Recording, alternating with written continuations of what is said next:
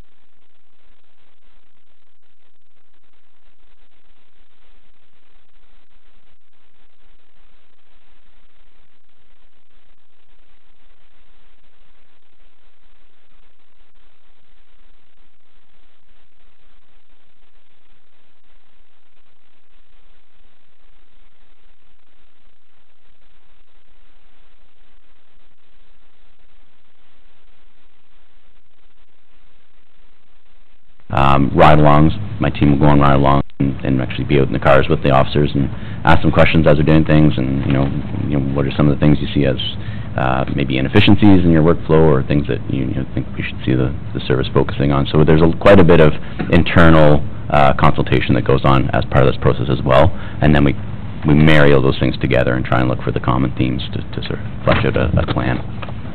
And are those, do you have any feedback for us now based on what your initial proceedings on those? Yeah, the number one thing we hear from our members is generally resources, so staffing. And then sometimes that's an issue of actual numbers, and sometimes that's an issue of just where resources are distributed throughout the organization, and what sort of, and of course that's what prioritizing is important for. That's why we do this planning process, is to help identify where those officers, where those resources need to go. So that would be, I'd say, the number one sort of concern coming out. Yeah, we're still analyzing that data right now, so I'm a little hesitant to give too much on that because I haven't done a full report on that information yet. Further? Through you, Madam Mayor, thank you. I want to understand the foot patrols that you're going to have here, let's say, for example, in Skugog. Are you going to communicate to the public that is going to happen at a certain time? Beginning, let's say, for example, in May or whatever might be appropriate. But the thing about, one thing I'm beginning to learn as I go through this as a counselor and a neophyte at it, is that communication is very important. Certainly it is for you, and that's one of the reasons why you're here today. But you have to communicate to the public, for example, that there's a police car going by your house at 2 a.m. I don't know. But, and so the perception of the public is that where's the police? So are you going to communicate to the public when you're going to begin, for example, the foot patrol in downtown Skugog? Social media is always an option that we look at, Councillor, and we use social media extensively for a lot of our operational uses. We have been doing foot patrol since probably August. I'm only anticipating my foot patrols to be going upwards. They will not be just in the summertime. They're going to be all year round. My expectations are that the officers have that time. There is a need and a desire, and we certainly heard it here today, and we heard it within the survey for Skugog, that police visibility is an issue. So to have them to think that we're just going to run them in the summertime would not be beneficial. I think it needs to be done on a regular basis so people are used to seeing the police walking around and interacting with them. So we will make sure that we are running those foot patrols throughout the year. Are you going to advise people when, or is it something that's, you said it started in August, so I presume that you don't have to make an announcement. People will see the police downtown. That's correct, yes. I do have a supplementary question. You published the names of people who have been charged with impaired driving. Is that correct? Service does, correct, yes. And is it your plan to continue that? And if so, how successful has it been, or do you know yet? Councillor, that would be a question more so for the chief than I. We can definitely get back to you on that. I don't know what the plan of attack would be in terms of if that would be continuing or not. Thank you. Thank you. Any further questions? Well, thank you very much for coming. We'll have a vote on the motion now. All those in favor? That's carried. Thank you very much. Thank you very much for coming. I do have extra copies of this, our part of the survey, if you would like to have them, Brad. Yes, that'd be great. Okay, right here.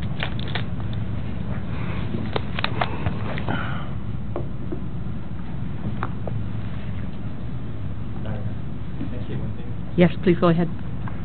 Just as the delegation's leaving, I just want to assure Council, Inspector Saliba put me on foot patrol on my first week. He was my first staff sergeant during the time, and it's very effective in dealing with people. You know, this is downtown Oshawa, and when you're actually out of your car and face-to-face with people, you have a better understanding of what's going on from the officer's point of view and from the public's point of view.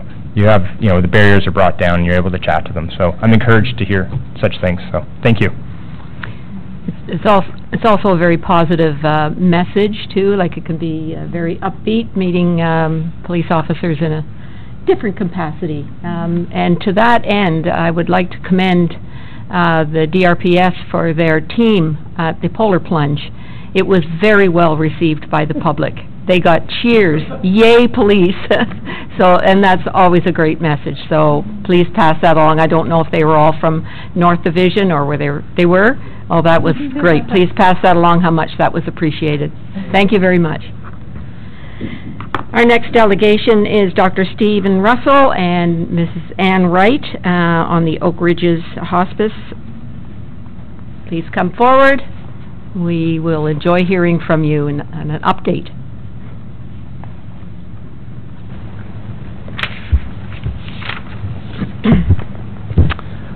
Thank you, Your Worship, Madam Mayor and Councillors, for welcoming us for this update from Oak Ridges Hospice.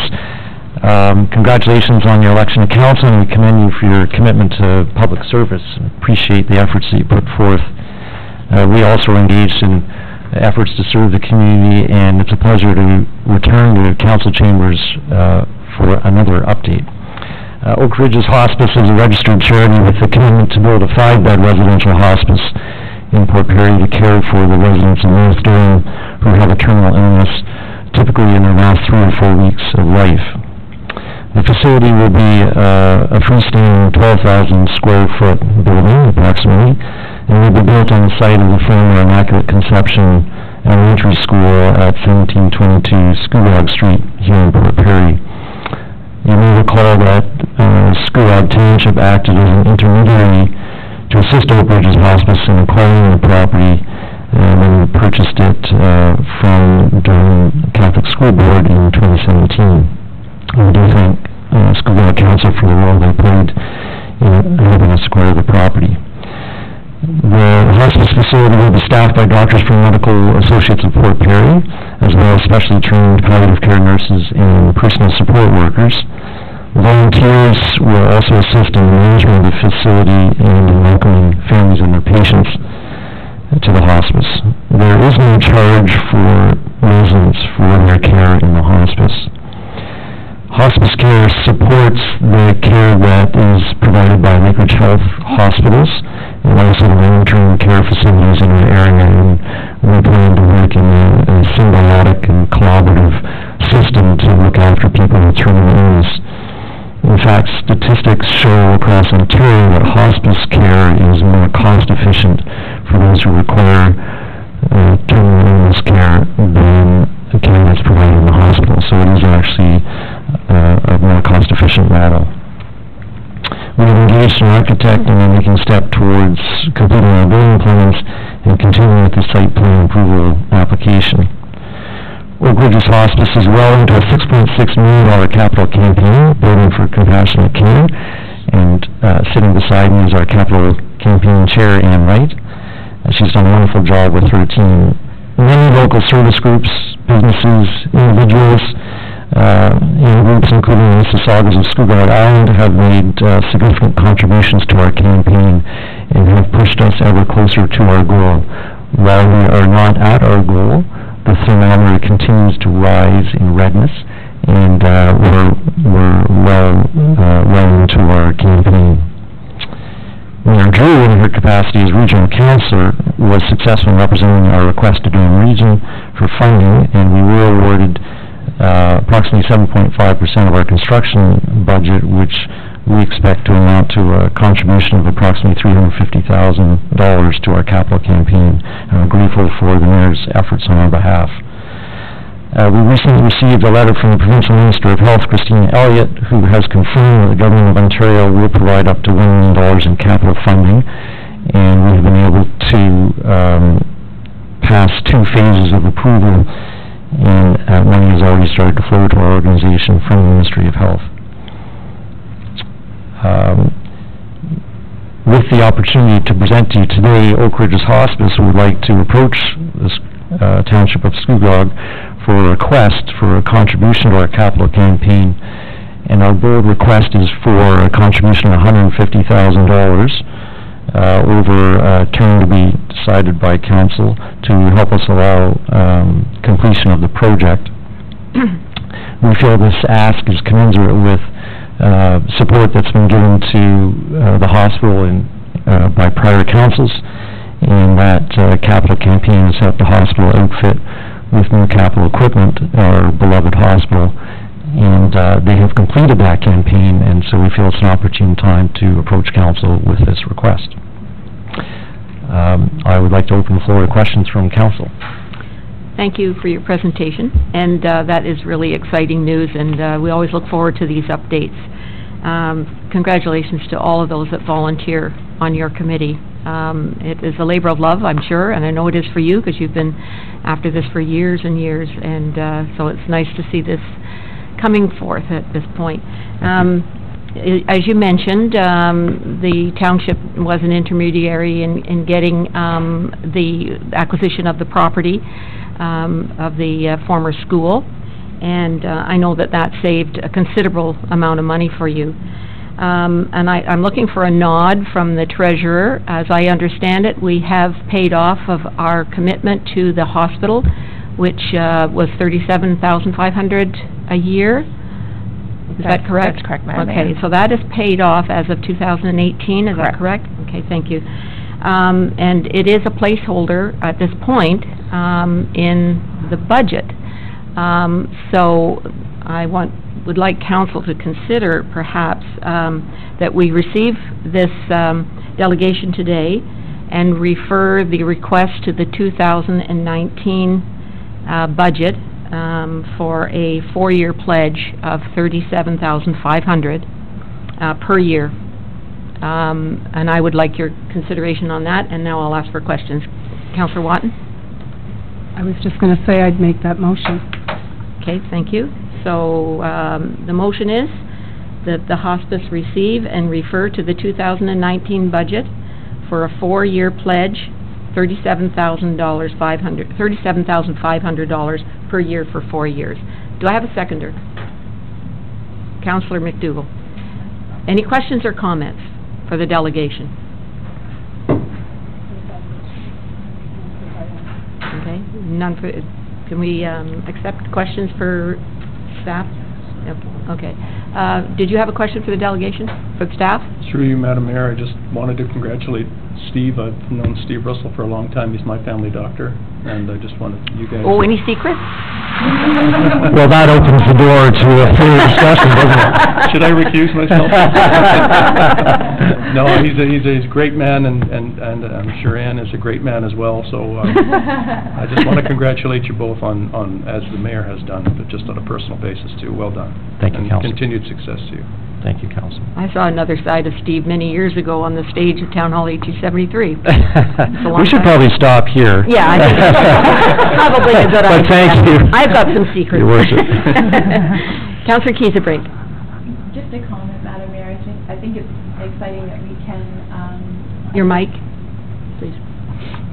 I think it's exciting at this juncture that we can step in, given that our obligation to the hospital is complete, and that we can meet the request potentially, not in the 3, but in the 4 years, and that way it's within the components of our budget. Any other questions or comments? Madam Chair, if I might? I'd just like to say that as the capital campaign chair, this has been the most gratifying job. This community has taken this project to its heart from the beginning. Large donors and small donors, businesses, and everyone we've approached has been very receptive, so it really does feel like a community project. It certainly does, yeah. Ready for the vote? All those in favor? That is carried unanimously. Thank you for your presentation. Good luck. Thank you very much for your support. That's great. Our next delegation is Ms. Charlotte Hale from Scugog Island Community Association, a new citizen group. You'll find the delegation on page 11. Welcome, Charlotte. Thank you. Please go ahead. Can you hear me? Thank you, Madam Mayor. Have you got is the mic on? Oh, there we are. Thank you, Madam Mayor. And first, I'd like to congratulate the new council on their success. I have full confidence that this group will be able to achieve many great things, and look forward to working with you in the future. The Scugog Island Community Association is in the early stages of formation as a new not-for-profit entity. It resulted as a result of on the campaign trail, it became no formal entity for the residents of Scugog Island to necessarily have a voice. And also, there's two mandates that we hope to achieve. Again, we are in the early stages of formation. The first is to revitalize the Scugog Island Hall in partnership with the Island Hall Board through cultural and community events, as well as programming for all ages and abilities to ensure the Scugog Island Hall remains an integral and central location for the island residents to access. And second, to provide a formal, unified group for the residents of Scugog Island to have a voice and be recognized as a partner, along with the MSIFN, the Township, One Toronto Gaming, as an entity for consultation and input in strategic planning, specifically economic development, tourism, environmental, and infrastructure matters that will affect the island residents in any way.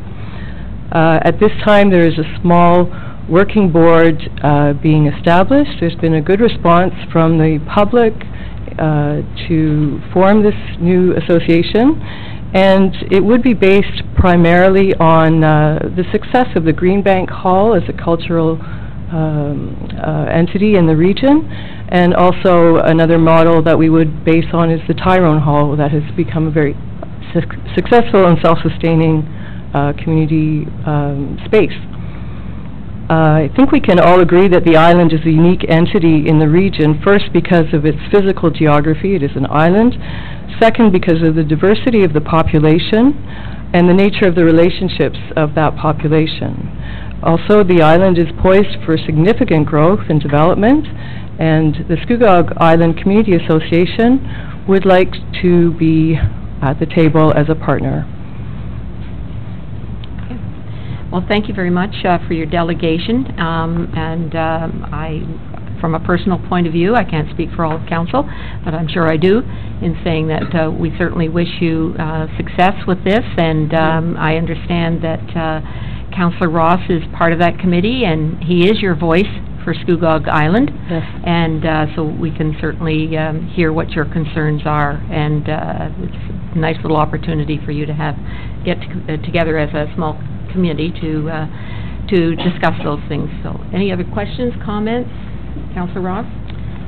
Thank you, Madam Mayor, and thank you, Ms. Hale, for this initiative of yours. I've met with Charlotte a couple times now in regards to this, and I'm extremely encouraged by what's happening here on the island.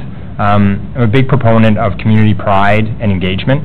You can throw as much policy and procedure at any issue, but unless you have that community engagement and the willingness to get behind an issue, it's not going to stick. And I feel this is a way of bringing people together in a informal, from council aspect, where ideas can be focused and then presented throughout the township. So thank you for your involvement and your continued passion for the island.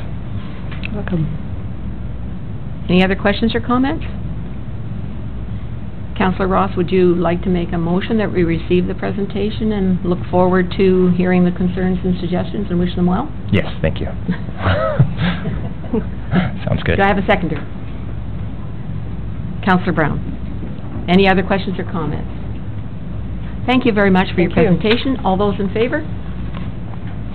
That is carried. Thank you very much, and good luck. Next on the agenda is Dave Boyle Excavating Limited and Norm Hoskin on Shirley Road.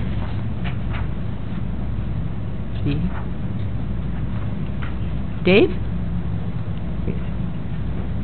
Please make sure the microphone is on. Red light will be on. We got a red light.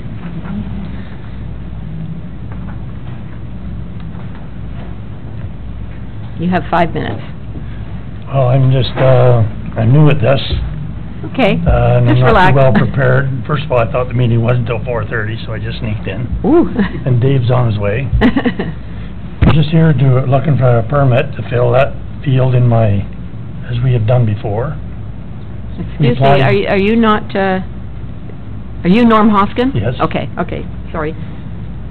Go ahead. I made an application to fill a section of my farm and it went to council before, and now we're back. It was approved, as far as I'm concerned, once by the old council, and then we've been put on hold for some reason, I don't know. I believe, finish your delegation, then I'm going to address that point. Go ahead. Well, I'm just here to find out what you people had to say about it and where we stand. I don't know. Okay, you finished? I think so. Okay.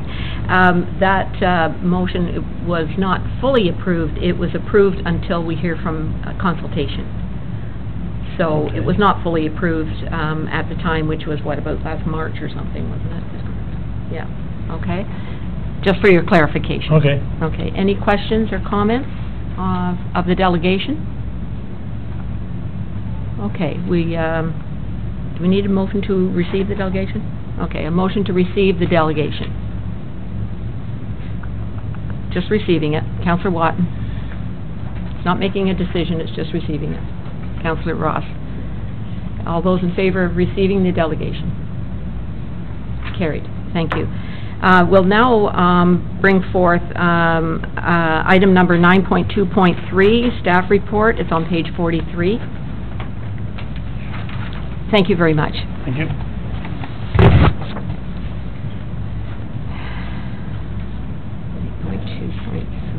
Okay, everybody there? Is that 3 or 4? That's 8.4. Okay, questions or comments on this recommendation? Councillor Watton? Thank you, Madam Mayor. If I may, if I could direct my question to Director Coleman. If I recall correctly, we did approve it pending consultation with the neighbors. Is that correct? Back in March and reviewing that. And were we not also waiting comments from Kawartha Conservation? Through you, Mayor Drew, to the councillor, that's correct. So the report came forward in March, and it did authorize us to proceed with the site alteration agreement.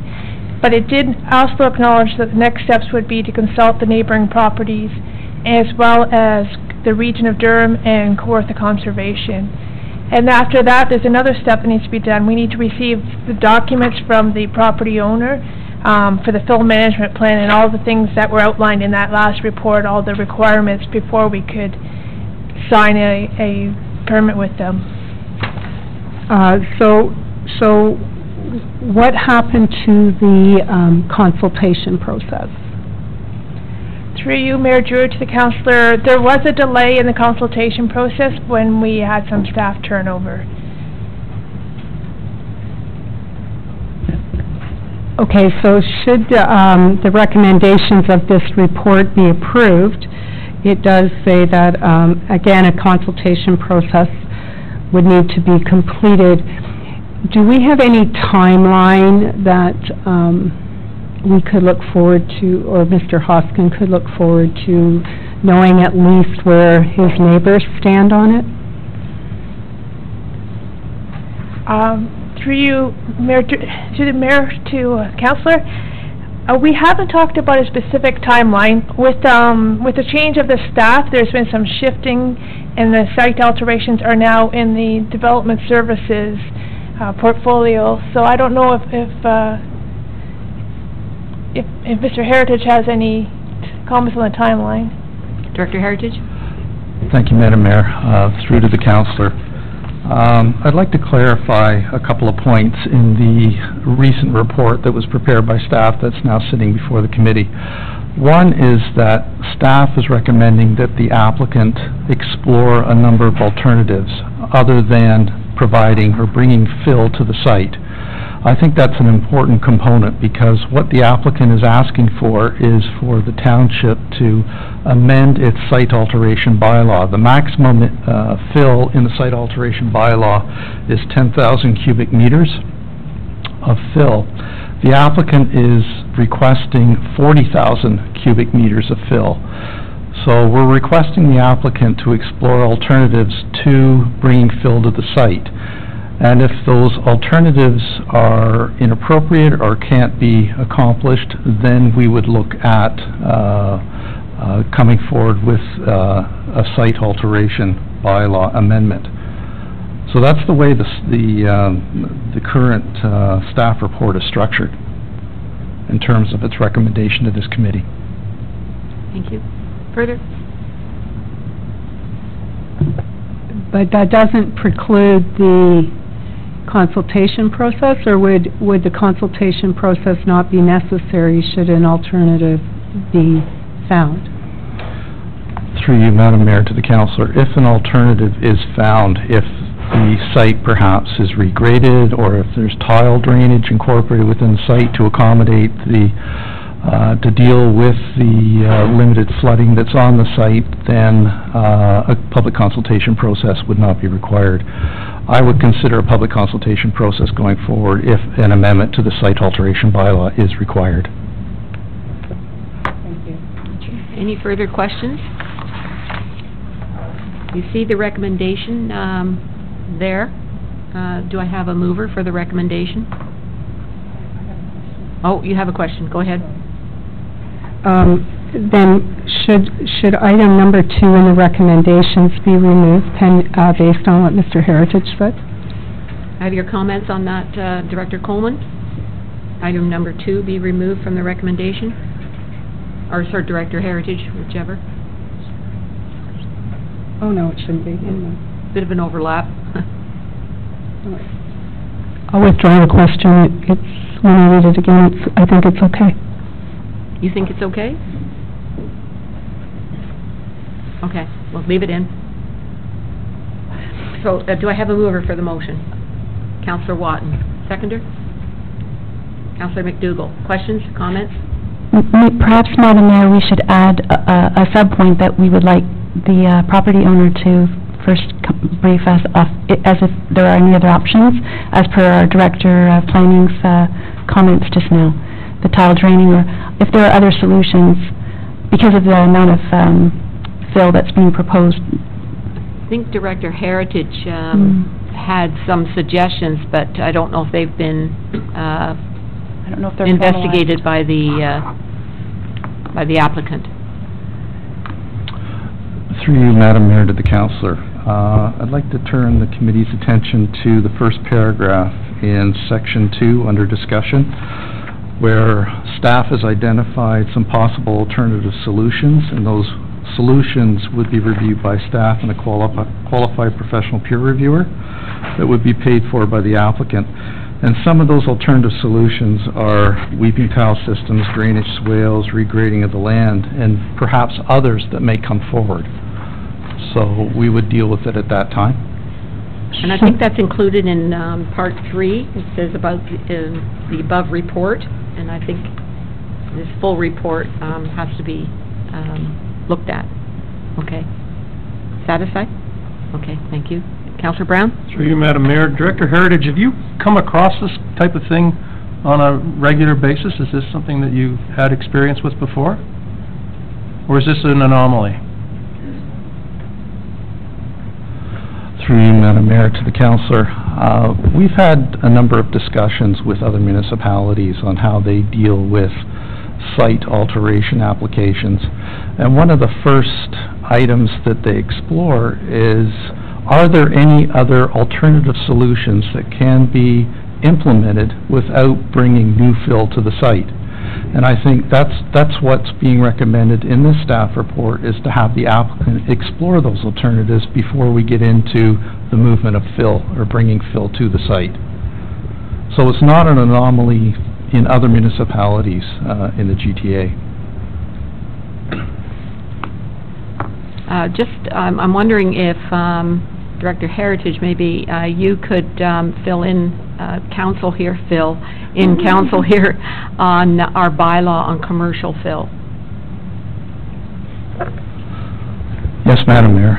The current site alteration bylaw classifies a commercial fill operation that exceeds 10,000 cubic meters of fill, and the current bylaw does not permit commercial fill operations in the township. Okay. Any further questions or comments? Councillor McDougall?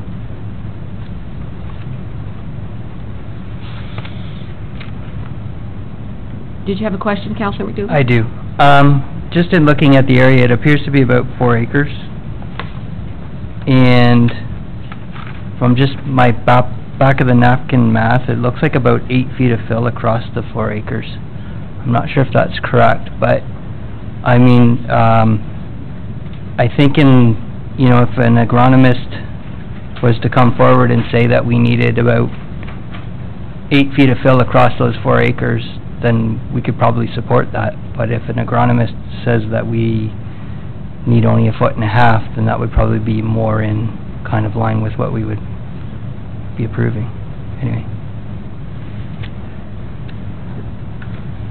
You have a comment?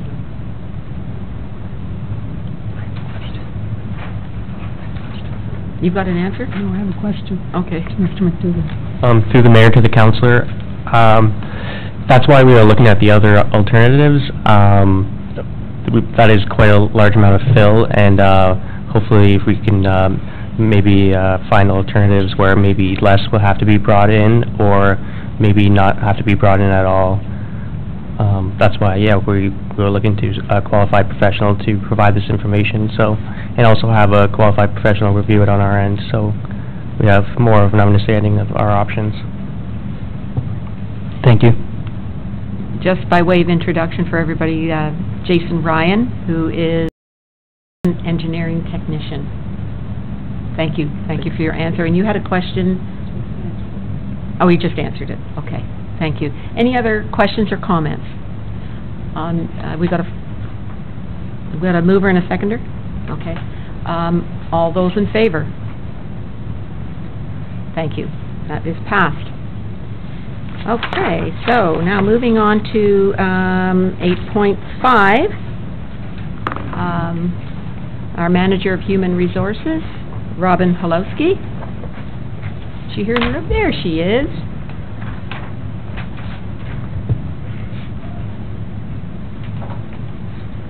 Welcome, Robin. Thank you. And the report is number 9.2.1 on page 14, and we'll deal with it right after this presentation, so. Thank you, Madam Mayor. Good afternoon, councillors. I wanted to take a moment to talk to you about our Human Resources Succession Plan for the Township of Skugog. I've put together a presentation that I hope will shed some light on the importance of succession planning, why we do it, what we hope to achieve, and then I'll talk to you a little bit about succession planning in terms of what it looks like for the township as well. So I'm going to talk to you a little bit about HR strategy. I will keep it as brief as I possibly can. I'll talk about integrated talent management models and where succession planning falls in that, some of our challenges, and then of course succession planning as a whole, continuing education and memberships policy, and then a staffing strategy as well, and some next steps. So, as many of you probably know already, strategy plays an integral role in any organization, whether it be through a strategic planning process or through an HR strategy. It's really important that we have a systematic approach to implementing HR strategy, and that we tie it back to our organization's business goals and strategic plan as well. Within any integrated talent management model, you'll see there succession, readiness, and retention plays a key component in the success of any organization through strategy that ensures we maintain and retain current talent in a rather competitive job market, especially as a much smaller township. We're oftentimes competing with larger cities and larger municipalities, and so we want to ensure that we have a succession readiness and retention program to deal with things like attrition, so retirements, people leaving and going to other organizations, and we need to make sure that we have people ready for the leadership positions primarily. So some of the challenges that we face in human resources, include increasing productivity and employee performance, improving employee engagement and morale, attracting and retaining talent, and managing and/or reducing cost. Succession planning helps to address every one of these challenges if it's done effectively and implemented effectively. So what is succession planning ultimately? It's identifying key successors, or successors rather, for key positions within the organization.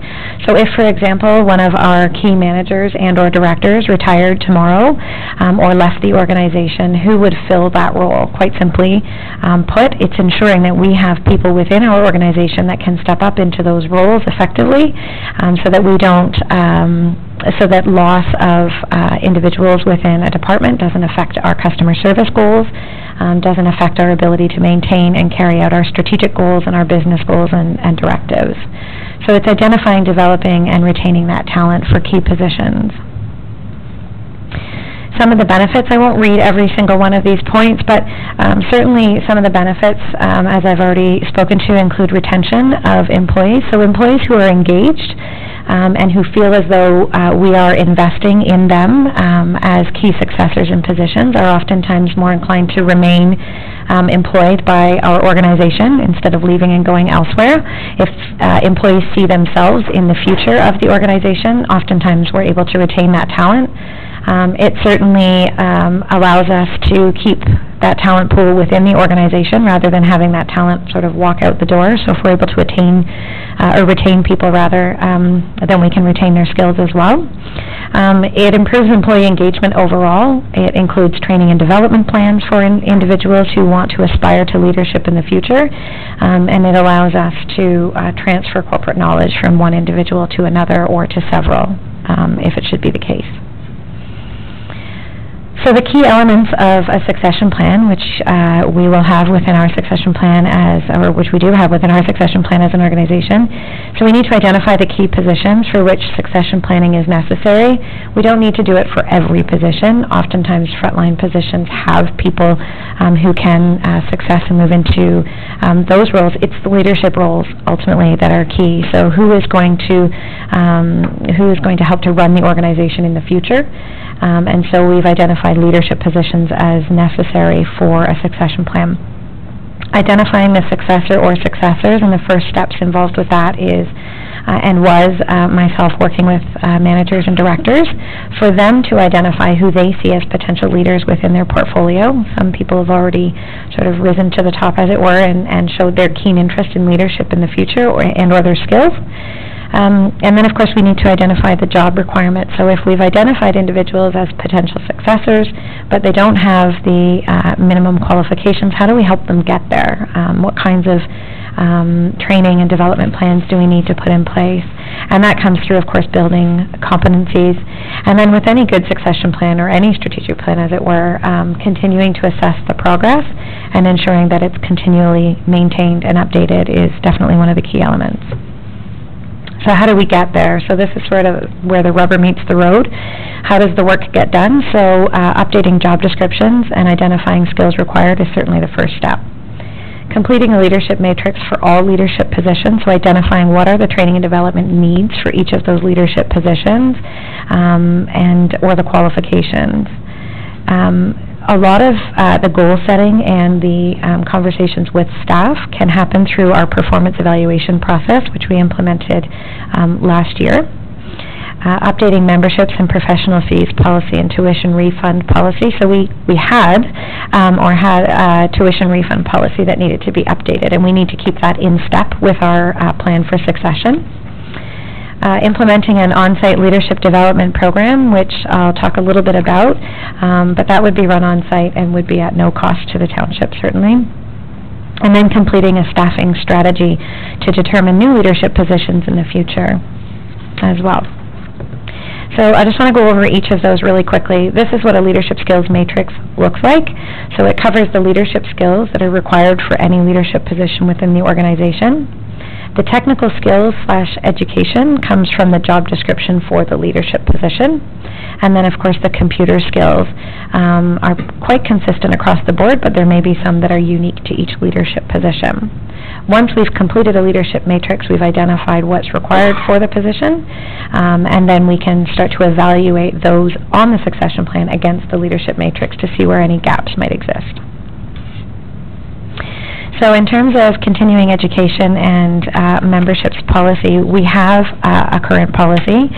Currently, in fact, we have two separate policies. You'll notice that memberships and professional fees, Section 901, and tuition refund, Section 902 of the HR Management Policy Manual, are two separate policies, and I've proposed a combined policy called Continuing Education and Memberships, and labeling that Section 901.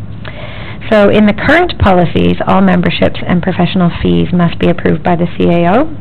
I've proposed that membership and professional fees must be approved by the department head. I'll just go through a couple of more changes in terms of the policies and the need to update the policies to be in step with this succession plan. So in the current state, if an employee leaves the organization, the language suggests that if substantial investments are made, a reimbursement may be required after the employee leaves, shortly after completing the program. In the future state, I've laid out some clear parameters and timelines if the employee leaves the organization. You can have a look at those there. But it talks about just more consistent timelines, within 6 months, from 6 months to 1 year. And then the agreement between the employee and the organization. And that's simply so that we don't invest in our our talent and then have them sort of leave with that education as well. We want to make sure that we're able to provide that education to other individuals, should that be the case. The rate of reimbursement for continuing education in the current state was 100% if it was required by the township, or if it pertained directly to the employee's present job. 75% if it benefited, but it wasn't exclusively related, and 50% for continuing education. That's really not in step with the organization in any way. I've created a rate of reimbursement for continuing education that we think is a little bit more fair. 100% if it's required for development, 50% if it's for general career, and if you're taking courses simply out of your own general interest but they don't benefit the township, we wouldn't be reimbursing for those. That would be in the future state. In the current state, we don't have a rate of reimbursement for professional memberships, so we've created that within the future state as well. So that covers, my apologies, that covers the policy that relates to succession planning and tuition reimbursement. So the Leadership Development Program that I spoke of earlier, it's a program that I actually have personally run for many, many years in conjunction with multiple acute care hospitals, in fact, across the region. It's definitely transferable. It's a transferable model. It uses the Kouzes and Posner model for effective leadership and the 5 practices of exemplary leadership. So what I'm proposing here is that we introduce a leadership development program on site for those people identified in the succession plan so that we can help them to develop the needed leadership skills to be effective in their roles in the future. So we would run the sessions once a month for 5 months, and with a graduation ceremony. Each session covers one of 5 practices. The Kouzes and Posner's Leadership Challenge is used as a tool, and then it's facilitated by myself. And prior to my work in human resources, I was a senior learning consultant, so I've got some experience in that area, so I think we can bring that here and make that a really effective program for staff. This slide simply talks about what the exemplary leadership practices are and what are proposed. I won't go into too much detail there. And then finally, one of the key components of the succession plan will be a staffing strategy. So this is something that I will do in collaboration with the senior management team. We're going to look at future staffing needs based on the rate and growth and development within the community, based on our strategic business objectives within the organization, and then looking at attrition, looking to the future, who is eligible for retirement in terms of leadership and what we need to consider. We want to make sure we have the right skills with the right number of employees at the right time. That is, bar none, the most important component for the succession planning. So this is an integrated HR and business planning model. You can see I've marked those that are complete in terms of the steps and stages, which ones are ongoing, and which ones are currently in progress. So what are the next steps? So This month, reviewing and updating the continuing education and memberships policy. I've shared those proposed changes with you.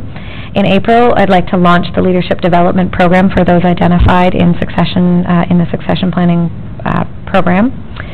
In May, we're going to start, the senior management team and myself are going to start to complete a staffing strategy, so looking to the future and what our needs might be.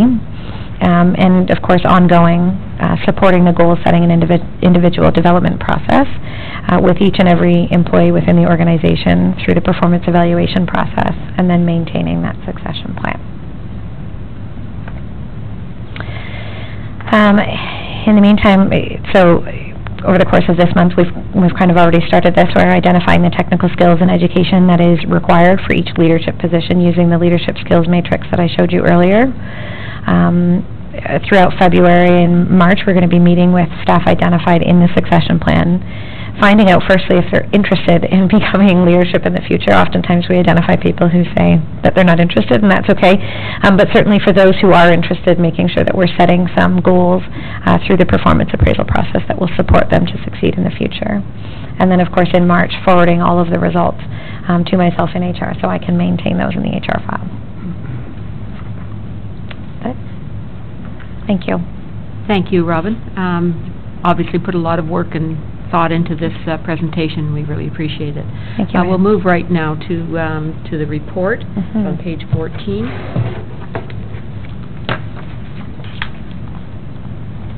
Could I have a motion first that the presentation be received? Councillor Watton, Councillor Kiesebrink. Questions, comments? All those in favor? That's carried. Thank you.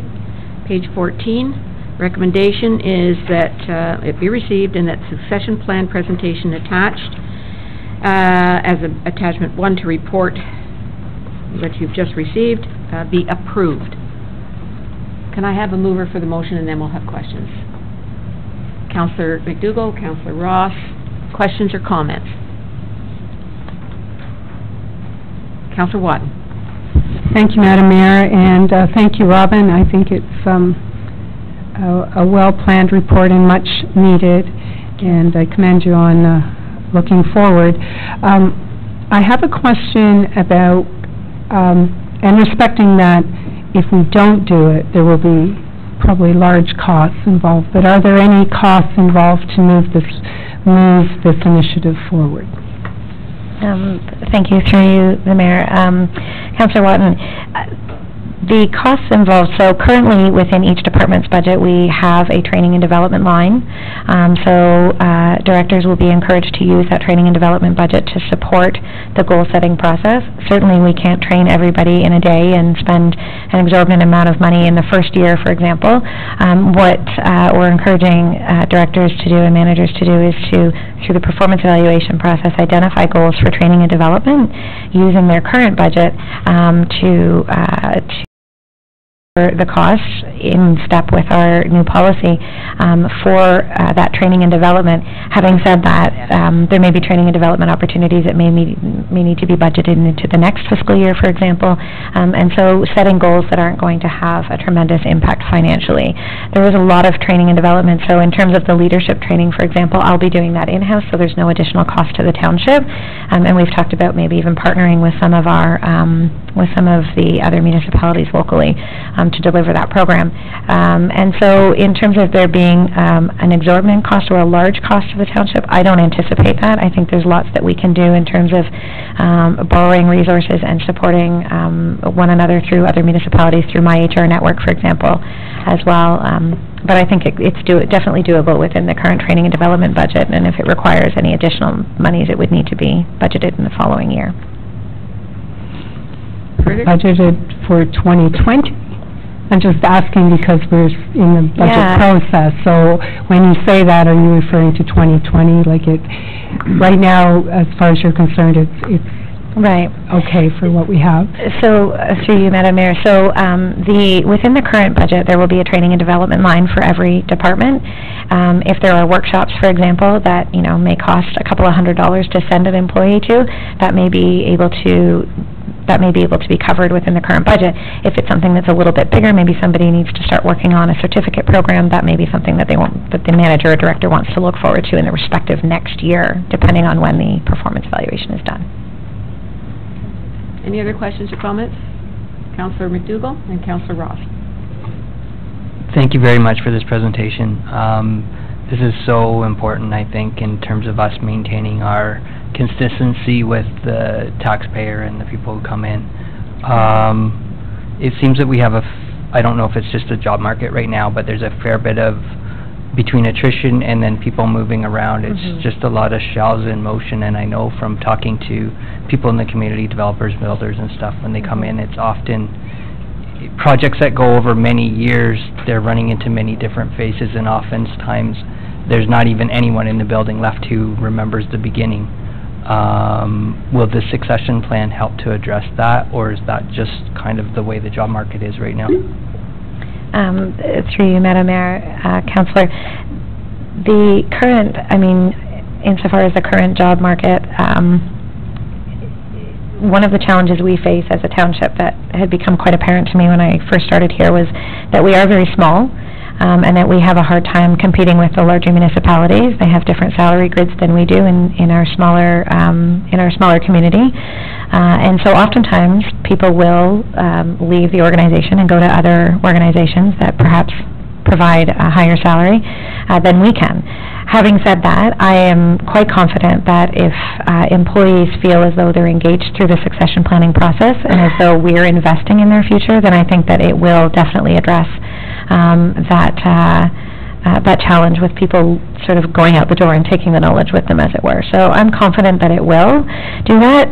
Having said that, there's just oftentimes there's a lot of movement within the job market if there's a lot of opportunity. I've noticed that through my HR network, there's been a lot of individuals who have retired, who have worked for municipalities for many years. We're seeing a big turnover, and we're seeing it here as well within our own township, and certainly in a lot of our frontline staff. They're ready for retirement, and so our recruitment is high right now. But I think the succession plan will definitely address the need to keep people and their skills here with us at the township, as long as they feel engaged and valued.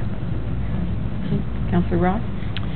Thank you, Madam Mayor. Question answered and asked, so thank you very much. Any other questions? Councillor Brown? Through you, Madam Mayor. Manager Holowski, how's morale? Through you, Madam Mayor, Councillor, morale is actually quite high right now.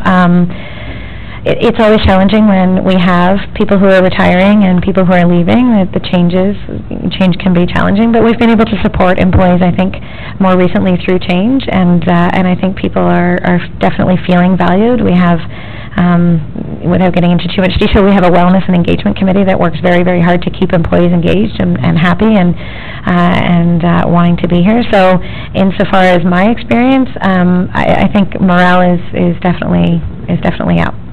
And just subsequent to that, do you find that people are difficult to keep here because they live in Ajax or Whitby and they can't afford to live in Port Perry because the house prices are a little bit higher, or does that enter into the thinking at all? Through you, Madam Mayor, quite frankly, I haven't heard that. I haven't heard anything with respect to house prices and whether people can afford to live in the township. We do have a number of people who work for the township. I would suggest the higher population resides in Scugog, and so oftentimes we'll see some younger people leaving the organization and going on to bigger municipalities where they can see themselves, moving up in the future, and that's what we hope to address through our succession plan as well, is helping people to see themselves here in the future. Thank you. Anything further? We're ready for the question. All those in favor? That's carried. Thank you. You didn't have a question, did you, Councillor Kieserbrink? You're good. Okay, thank you. Sorry if I missed you. Thank you very much, Robin. That's an excellent report, excellent presentation. Thank you. Moving on to the consent agenda. There are no minutes to approve, so I have a number of things that have actually been removed from the consent agenda. That's 9.2.2, .3, .4, and 9.3.1, .3, and .4. Are there any others that councillors wish to pull? Seeing none, may I have a motion, please, to endorse the recommendations in the consent agenda that have not been pulled? Councillor Watton, Councillor Brown, all those in favor? That's carried. Now we'll move to 9.2.2, the release of security. That's on page 39, release of security for Lake Ridge Road, and I'll call on Director Coleman, and it is on page 39. Okay, the motion is there. Can I have a mover and a seconder for the motion to get it on the table? Councillor Watton and Councillor Ross. Okay. Questions, comments on the report? Who wanted it? Councillor McDougall, you wanted it pulled? Do you have questions or comment?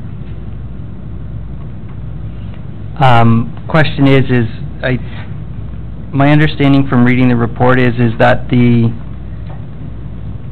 there was actually no actual site alteration permit ever was executed for this property. Is that correct? Through you, Madam Mayor, to the councillor, a permit was issued, but a site alteration agreement was never signed. A draft one was brought forward with the council report, but it was never executed. And through you, Madam Mayor, similarly, I imagine there was no site plan as part of that, since there was no permit issued? Through you, Madam Mayor, yes, that's correct. There was no supporting documentation, site plans, or anything that I'm aware of. Further, Councillor McDougall? Where do we stand with the site right now, in general? Through you, Madam Mayor, to the councillor, the site has been inactive since 2011. There was a recent submission to the Ministry of the Environment, Conservation and Parks for something called a pre-submission form, which is the first step towards a record of site condition. This is not something that the township has instigated or the ministry. This is something that the landowner has done on their own, and there's no requirement for them to do it unless they're developing the land for a more stringent purpose. But it is something that is underway at the moment. It's with the ministry. So in terms, sorry, through you, Madam Mayor. So in terms of the business with the township, the site alterations are no longer ongoing, and they're not really conducting any more business as far as the draft agreement was written up. Is that correct? To you, Madam Mayor, that's correct. As far as we're concerned, the permit is expired and invalid now, and no more activity is allowed by the township on site. Further? So there's no reasons for us to keep these funds as of this time? To you, Madam Mayor, to the councillor, as you mentioned, the agreement was never executed, so the taking of the security, we don't have, it's not binding exactly what the terms are, but based on the draft agreement that was brought forward to council, I believe the intent of the security was for the township to be able to go on site during the fill activities and do our own testing. And we did do our own testing up to even last year. We did a final set of groundwater sampling which showed no exceedances to Table 2 criteria. And because that was the intent of the security, according to the intention of the agreement that we had with the property owner, we now need to release that security. Further? So through you, Madam Mayor, so the position is that we legally don't have a right to keep that security at this point in time, even though the site doesn't appear to be, should I say, completed in terms of finalized grading, planting, seeding, etc. Through you, Madam Mayor, yes, I believe that, and based on legal counsel that we've received, we don't have any mechanism to keep that security. It was for sampling, and that we don't need it for that anymore. And because it was supposed to be released within 90 days of the cessation of fill activities, so it is overdue to be released. Very good, that is all. Thank you. Thank you. And the MOE has been doing the sampling? Or MOECC or whatever? They have been doing the sampling? The MOE, the ministry has not been doing any sampling on their own. They did get involved with the site early on, and they have recommended and required that various testing be done over the years. They themselves haven't done the testing, but they have made sure that the landowner did numerous groundwater sampling events over the years. And we did an independent test as well? That's correct, yes. Last August, we hired Golders Associates to go out and do our own sampling of the groundwater just to verify the results, and we got similar results to what the consultant for the owner has gotten. And what are those results? The groundwater results show that all the parameters tested, which was a very wide suite of parameters, were well below the Table 2 criteria from the ministry. Thank you. Councillor Wanton, you had a question? Thank you, Madam Mayor. I did through you to Director Coleman. With our testing, there were no exceedances, or there were exceedances, but they weren't higher than the level 2, is that correct? Through you, Madam Mayor, to the councillor, when we talk about exceedances, that means they're above the Table 2 criteria. Okay. So there was no parameters were above, so there were no exceedances. There was one parameter that local people were a bit concerned about, was cyanide in the groundwater. But the highest level reading for that ever obtained was 14 micrograms per liter. And if you compare that to the criteria from Table 2, it's 66 micrograms per liter. So it was well below that criteria.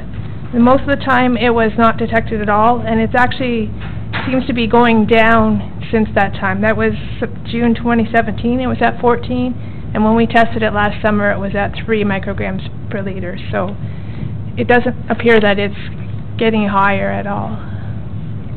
Well, I don't understand the sciences of that, but would that have been tested in the same spot?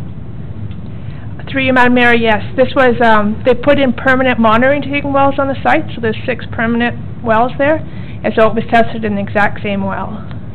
Okay, so I just have, through you, Madam Mayor, just a couple of other questions. Given that they have put in a submission or a pre-submission form to, for a full risk assessment, should we be concerned? What happens if something comes across in that submission or in those findings?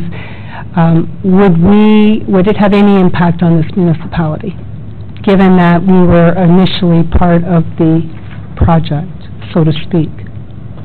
Through you, Madam Mayor, to the councillor, I believe that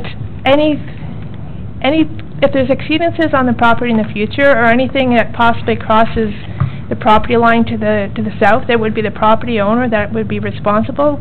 We do not own the property, and the Ministry of the Environment would get involved in that circumstance. And so that's one positive thing about the site, is that the Ministry has been involved in the site, and they will take action if there's any issues off-site.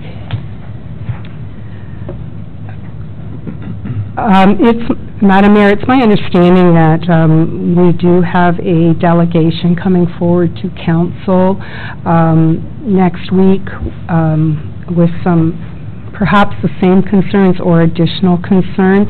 I'm just wondering if we shouldn't wait until after that delegation and then have this report come forward then just for the new council to be maybe further updated on it. And if you would support that, then I would like to make a motion to defer it. Can she make a motion after she's spoken to it? To amend? To end for next week. Yes, it would be to have it come forward next week. So there's a motion to defer this to next week, the decision. We'll bring the report forward again after the delegation. All in favor? So do we need a seconder for a deferral? Seconder for the deferral, Councillor McDougall. Questions or comments on the deferral? You look puzzled, Councillor Cusabrink? No. Okay, good. That's right, she's got a headache. All those in favor then of the deferral? That's carried. Thank you very much. Thank you, Director Coleman. Councillor McDougall, you have pulled 9.2.3. That's found on page 43 of your agenda. Pardon? Oh. We've covered that, Madam Mayor. Thank you. I'm sorry, we dealt with that at the presentation. Sorry about that. 9.2.4, Councillor McDougall, that's you. Again. Would you like to make the motion to put it on the table? Yes, I'd like to make a motion to put that on the table for discussion. Okay. Do I have a seconder, please? Just so we can discuss it. Councillor Ross. Okay. Your questions or comments, Councillor McDougall? My general comment on that is just a frustration myself and perhaps maybe other people running for the election found was consistency of the voters list with the people. Oh, we're dealing with community improvement plan on page 48. Sorry, I was looking down further. Okay. My question with the community improvement plan was we've identified the hotel area that sticks off to the side. My question was, why would we not consider adding in the adjacent property where the existing Ford dealership is, and perhaps even further to the east and even to the other side of the road into the community improvement plan? Director Heritage. Thank you, Madam Mayor. To the councillor, prior to answering that question, I'd like to introduce Jamie Robinson from MHBC Planning. He's been retained by the township to help staff prepare the CIP plan as well as undertake the secondary plan review of the employment lands. In response to the councillor's question, the focus of this CIP is on the township. The focus for this CIP is on the township's employment area, the Port Perry employment area. In order to provide specific incentives to incentivize development within that area, there's been hasn't been a lot of development in that area over a period of time, and we want to encourage as much development as possible. The lands immediately to the south of the 6th line, which are identified for a potential hotel site, are immediately adjacent to those employment lands. And the CIP area was extended to only include that small portion of land on the Smart Center site that would permit a hotel development. If there was any other type of development that would occur on those Smart Center lands, it would not be eligible for under any funding programs that are being recommended by staff. So the intent was to solely focus on these employment lands rather than on the commercial lands to the south. We're seeing commercial development on those lands. The majority of those lands that are owned by Smart Center have been developed. The Taylor Ford site, Taylor Ford, as you know, has recently purchased lands on the south side of Highway 7A and will be proceeding with a new dealership development on those lands. We're looking at lands specifically to help out developers subject to a number of criteria that we'll establish as part of the CIP plan to develop their lands for employment uses. That's the intent of this CIP program. Further, Councillor McDougall? Through you, Madam Mayor. My concern is that currently I understand that specific site is being looked at for the hotel. What's to say they might not look right next door at the adjacent site, which would then put us right back to where we are today to look at the CIP again. Sorry, through you, Madam Mayor, again, the CIP was originally contracted about a year ago, and I think it's underway. Is that correct? Mm-hmm. Go ahead, Jamie. So back to the original question. Yeah. Thank you. Through your worship, the specific reason for expanding the area, the CIP area, to include this site that's been identified, this hotel site, is that, in fact, they have come forward and identified it as the potential site. Had another site been identified for a hotel site immediately adjacent, it's highly likely that that site might have been identified as well. Just to elaborate just briefly on what Director Heritage has mentioned, the focus is employment lands, and there's also been a long-term need in the community, an identified need for that for a hotel in the community, and that's specifically why the hotel site had been identified as also being included in the CIP. So there's a history there, I guess that's the reason why. Further? No, very good. Thank you very much. Thank you. Any other further questions? Councillor Watton? Thank you, Madam Mayor. Through you to Director Heritage.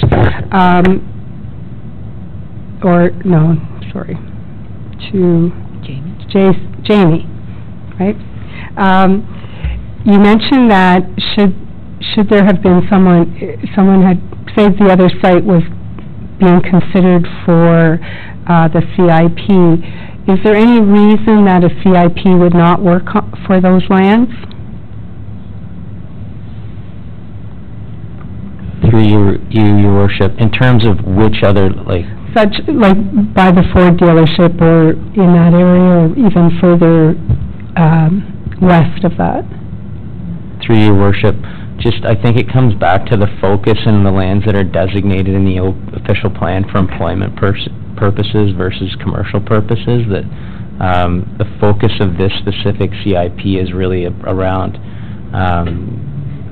employment uses or employment generation uses as opposed to commercial uses. So it really is about what does the OP currently designate in terms of lands right now, and how do we focus on getting the most out of our employment lands, and really it's really enabling policy and directing policy so that it's shovel ready and to provide those incentives going forward. That's really what the focus of that exercise is for employment purposes. Okay, thank you. Anything further?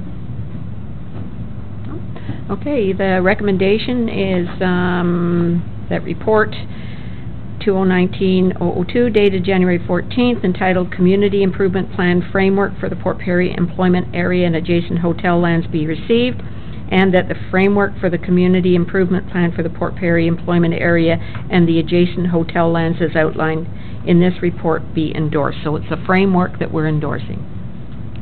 Any more questions? Okay. Just moving it. Oh, I'm sorry, there's more than that. Oh, looking over to the next page. That staff be authorized to hold a public open house to present the framework for the Community Improvement Plan for the Port Perry Employment Area and the adjacent hotel lands for review and comment, and that a draft of the Community Improvement Plan for the Port Perry Employment Area and the adjacent hotel lands be forwarded to Council for review and consideration. All those in favor? That's carried. Thank you very much. Okay, moving on to, what do we got next? Now to correspondence. 9.3.1, I have Councillor Watton has pulled this, and that has to do with an endorsement requested from the town of Kearney, seeking support for the resolution regarding the voters list for municipal elections, on page 66. Councillor Watton, you pulled it? I did, Madam Mayor, and I just, rather than, I know that normally we just receive the correspondence, and I just wanted to make sure that in this instance that we not only receive it, but we endorse it. I would agree that something needs to be done about the voters list, and I believe 9.3.4 is also asking the same, but I would like to see them both endorsed rather than just receive for information. Do you want to include 9.3.4 in that endorsement? Well, I didn't pull that one, but I believe Councillor McDougall is, so if he's okay with it, sure. Okay, would you agree to including it in the same motion? Yes, Madam Mayor, thank you very much. Okay, would you like to make comments on it? No, just similarly in terms of the future maintenance of the voters list and the voters list in general. Yeah, it's terrible all through the province. So you're making the motion? I'll make the motion that correspondence item 9.3.1 and 9.3.4 is received and endorsed. Seconded by Councillor McDougall. Yep. Questions or comments? All those in favor? That's carried, thank you. The other one that was pulled was 9.3.3, and that is the City Clerk of Oshawa seeking support to keep the Oshawa General Motors Assembly Plant open. On page 68, Councillor Watton, you pulled it? Again, the same thing, I think rather than just receiving it for information, it should also be endorsed. You moving it? I am. Moving that. Seconder? Seconder for that, to endorse it, Councillor Brown. Questions or comments? It's pretty self-explanatory. All those in favor? And that is carried, thank you. What's the next one on the agenda? Where's the next?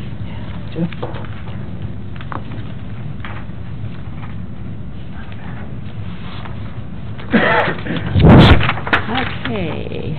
No notices of motion. Any new business? Got 12.1, proclamation and flag raising requests on page 75. That's for your information. Any questions or comments on that? Okay. There's no closed session, so I'll now ask for a motion to adjourn. Councillor Kieserbrink, Councillor Ross, all those in favor? And that's carried. Thank you very much.